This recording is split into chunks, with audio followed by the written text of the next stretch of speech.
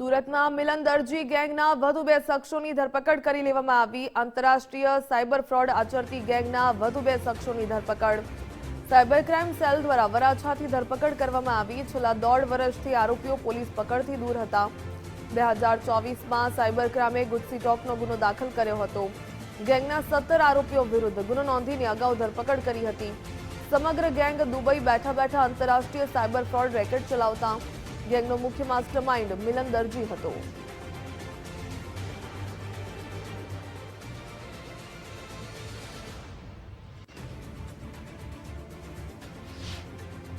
શહેર cyber cell દ્વારા એક ગુજસી ટોકનો કેસ નોંધવામાં આવ્યું હતું મિલન દરજી ગેંગના વિરુદ્ધ, જે દુબઈ ખાતેથી આંતરરાષ્ટ્રીય ઓર્ગેનાઇઝ સાયબર ક્રાઇમનું સિન્ડિકેટ ચલાવે છે।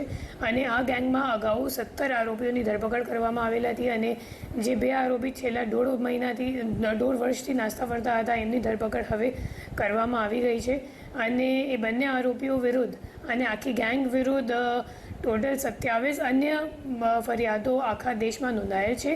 અને એના સિવાય આ લોકો પાસેથી જેટલા પણ બેંક એકાઉન્ટ અને કીટો મળ્યું છે, તો એના સામે 1800થી વધારે NCRP કમ્પ્લેન્ટ્સ પણ આખા દેશમાં નોંધવામાં આવી છે।